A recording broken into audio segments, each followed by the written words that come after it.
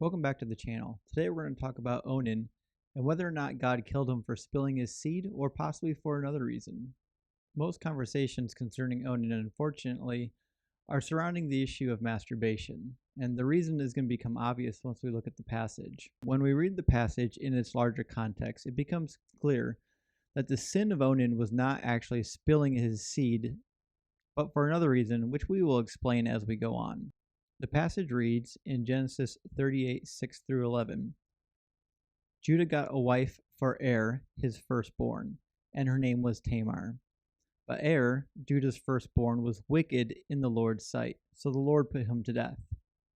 Then Judah said to Onan, "Sleep with your brother's wife and fulfill your duty to her as a brother-in-law to raise up offspring for your brother." But Onan knew that the child would not be his, so whenever he slept with his brother's wife, he spilled his semen on the ground to keep from providing an offspring for his brother.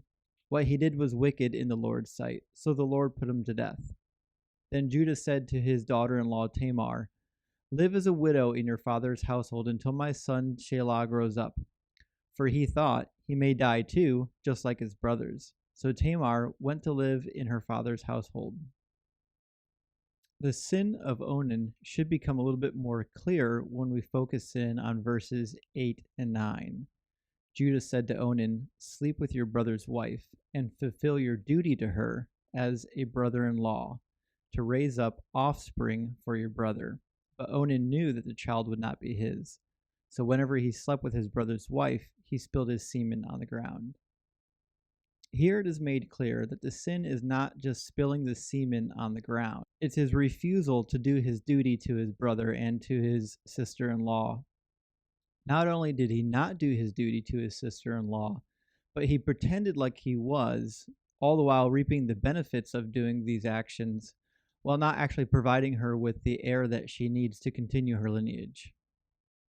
The issue of not having an heir is actually much greater in the ancient world than we realize. In fact, in Deuteronomy 25, we read of laws concerning this matter. If brothers are living together and one of them dies without a son, his widow must not marry outside the family. Her husband's brother shall take her and marry her, and fulfill the duty of her brother-in-law to her. The first son she shall bear shall carry on the name of the dead brother, and so his name will not be blotted out from Israel. However, if a man does not want to marry his brother's wife, she shall go to the elders of the town gate and say, "My husband's brother refuses to carry on his brother's name in Israel. He will not fulfill the duty of a brother-in-law to me." Then the elders of the town shall summon him and talk to him. If he persists in saying, "I do not want to marry her," his brother's widow shall go up to him in the presence of the elders, take off one of his sandals, spit in his face, and say, "This is what is done to the man who will not build up his brother's family line. That man's line shall be known in Israel as the family of the unsandaled." Deuteronomy 25, 5 through 10. There are two issues that become clear from Deuteronomy. One is that there's a concern that the man who married the woman may have his name blotted out from Israel, meaning that his lineage may not be carried on.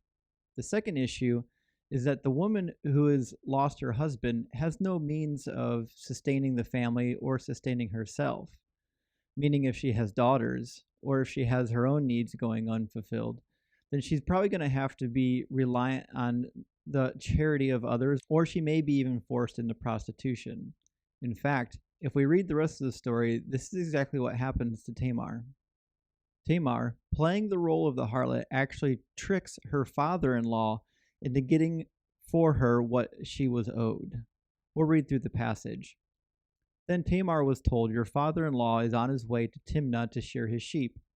She took off her widow's clothes, covered herself with a veil to disguise herself, and then sat down at the entrance to Enem, which is on the road to Timnah.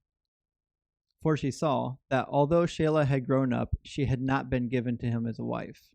When Judah saw her, he thought that she was a prostitute, for she had covered her face. Not realizing that she was his daughter-in-law, he went over to her by the roadside and said, "Come now, let me sleep with you." "And what will you give me to sleep with you?" she asked. "I'll send you a young goat from my flock," he said. "Will you give me something as a pledge until you send it?" she asked. He said to her, What pledge should I give to you? Your seal and its cord, and the staff in your hand, she answered. So he gave them to her and slept with her, and she became pregnant by him. After she left, she took off her veil and put on her widow's clothes again. Meanwhile, Judah sent the young goat by his friend the Adulamite in order to get his pledge back from the woman, but he did not find her. He asked the men who lived there, "Where is this shrine prostitute who was beside the road to Enim?" "There hasn't been any shrine prostitute here," they said. So he went back to Judah and said, "I did not find her. Beside the men who live there, there isn't any shrine prostitute here." Then Judah said, "Let her keep what she has, or we will become a laughingstock. After all, I did send her this young goat, but you didn't find her." About 3 months later, Judah was told, "Your daughter-in-law Tamar is guilty of prostitution, and as a result, she is now pregnant." Judah said, "Bring her out here and have her burnt to death." As she was being brought out, she sent a message to her father-in-law. "I am pregnant by the man who owns these," she said. And she added, "If you recognize whose seal and cord and staff these are." Judah recognized them and said, "She is more righteous than I, since I wouldn't give her to my son Shelah." And he did not sleep with her again. So the issue at hand here is whether or not Onan was willing to do his brotherly duties to his deceased brother's wife. And some people would rightly mention, well, the Levirate laws didn't really apply here. The events of this story happened before the laws of Moses were even handed down. However, I would point out that many of the laws of Moses were simply codifying existing laws of the time, and these were common practices throughout the ancient Near East. In fact, we find this practice codified in multiple ancient Near Eastern laws. For example, Hittite Law 193 states, "If a man has a wife and the man dies, his brother shall take his widow as his wife. His father shall take her. When afterwards his father dies, his, i.e., the father's brother, shall take the woman whom he had."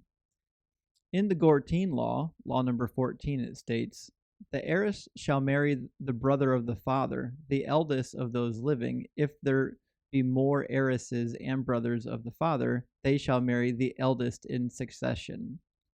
But if he does not wish to marry the heiress, the relatives of the heiress shall charge him, and the judge shall order him to marry her within 2 months. And if he does not marry, she shall marry the next eldest. If she do not wish to marry, the heiress shall have the house and whatever is in the house, but sharing the half of the remainder, she may marry another of her tribe, and the other half shall go to the eldest."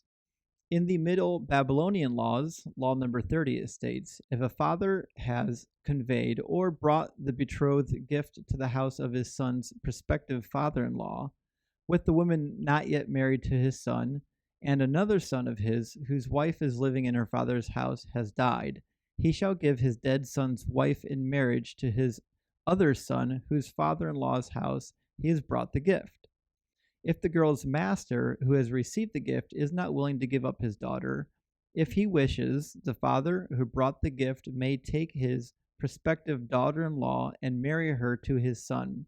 However, if he wishes, he may take back in full as much as he brought, lead, silver, gold, and what is not edible, but with no claim to what is edible." This law is slightly different in that it's actually dealing with a woman who is betrothed and not married. Basically, is stating if she has been betrothed, but her future husband dies, she is to be given to the next eldest. A similar law in the Middle Babylonian, law number 33, states, if, while a woman is still living in her father's house, her husband died and she has sons, she shall live where she chooses, in a house of theirs. If she has no son, her father-in-law shall marry her to the son of his choice, or if he wishes, he may give her in marriage to her father-in-law. If her husband and her father-in-law are both dead, she has no son, she becomes a widow. She may go wherever she wishes. So from a cultural standpoint, it seems pretty obvious that looking at this passage, we're referring to The issue of leaving the woman with the option of having no heir and no way to support herself, and then also probably being destitute and probably being pushed into sex work. This note is even more poignant as we learn from Genesis 38 that a woman guilty of prostitution can actually be put to death. So, in essence, Onan, by his wicked deeds, has essentially sentenced his brother's wife to death. But he didn't just sentence her to death, he did so while pretending that he was going to be providing an heir for her, all the while reaping the benefits of being able to sleep with his brother's wife. And so we see the act of him spilling his seed is not really the root of the issue. The wasting of the seed in itself is not a problem.